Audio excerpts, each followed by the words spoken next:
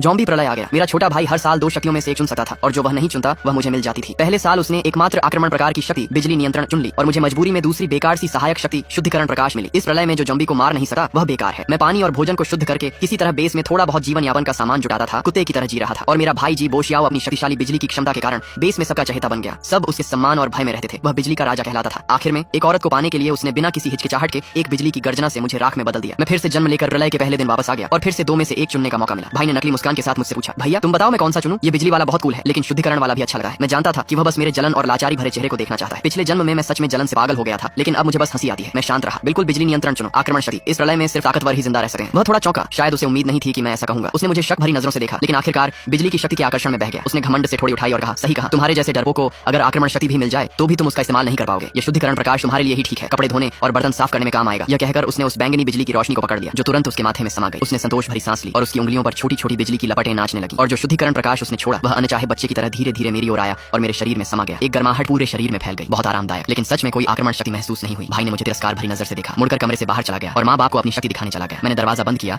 और धीरे से एक लंबी सांस छोड़ी। उसे नहीं पता था कि शुद्धिकरण प्रकाश बाद में किसी भी आक्रमण शक्ति से ज्यादा कीमती साबित होगा। ये सिर्फ पानी और भोजन को शुद्ध नहीं कर सका बल्कि जॉम्बी वायरस को भी साफ कर सकता है। एक ऐसी शक्ति जो संक्रमण को खत्म कर सकती है। इस प्रलय में इसका मतलब क्या है? इसका मतलब है सर्वोच्च शक्ति और अधिकार। और मेरे भाई ने खुद अपने हाथों से यह अपार शक्ति मेरे सामने लाकर रख दी। खिड़की के बाहर आसमान तेजी से अंधेरा होने लगा। हवा में सड़ांत की मीठी बदबू फैलने लगी। सड़क पर चीखें और अराजकता की आवाजें गूंजने लगी। दरवाजा जोर जोर से पीटा जाने लगा। पापा बाहर से चिल्ला रहे थे। मैंने कोई ध्यान नहीं दिया बल्कि कमरे में सबसे भारी चीज से दरवाजे को कसकर बंद कर दिया। बाहर की गालियां और चीखें और भी साफ सुनाई देने लगी। बीच बीच में भाई की झुंझलाहट भरी आवाज भी थी। जल्द ही बाहर की आवाजें गायब हो गई। मुझे पता था वे चले गए जैसे पिछले जन्म में, बिना किसी हिचकिचाहट के मुझे छोड़कर। मैं दरवाजे से टिक गया। गलियारे से आती चीखों को सुनते हुए दिल में ठंडापन छा गया। अंधेरे में मैंने अपना दाहिना हाथ उठाया और मेरी हथेली में एक नरम सफेद रोशनी चमक उठी। यही शुद्धिकरण प्रकाश था। मैंने अपने बैग से थोड़ी गंदी हो चुकी पानी की बोतल निकाली और उस पर यह रोशनी डाली। कुछ ही सेकंड में पानी की सारी गंदगी गायब हो गई और वह बिल्कुल साफ हो गया। मैंने बोतल खोलकर एक घूंट पिया। स्वाद मीठा और ताजा था, प्रलय से पहले के सबसे अच्छे पानी से भी बेहतर। फिर मैंने एक एक्सपायर होने वाला ब्रेड निकाला और उसे भी शुद्ध किया। सूखी रोटी फिर से नरम हो गई और ताजी खुशबू देने लगी। यही मेरी शुरुआत की सबसे बड़ी ताकत थी। इस दुनिया में जहाँ खाना और पानी सोने से भी ज्यादा कीमती है, मुझे कभी भूखा नहीं रहना पड़ेगा। अगले 7 दिनों तक मैं कमरे में ही रहा। बाहर की दुनिया पूरी तरह नरक बन चुकी थी और मेरा कमरा ही एकमात्र सुरक्षित जगह था। मैंने फ्रिज में सड़ने वाले खाने को एक एक करके शुद्ध किया जो मुझे 1 महीने तक चल सकता था। 8वें दिन बाहर की चीखें धीरे धीरे कम हो गई। मुझे पता था कि पहला अराजक दौर खत्म हो गया है। बचे हुए लोग अब अपने अपने ठिकाने बना रहे।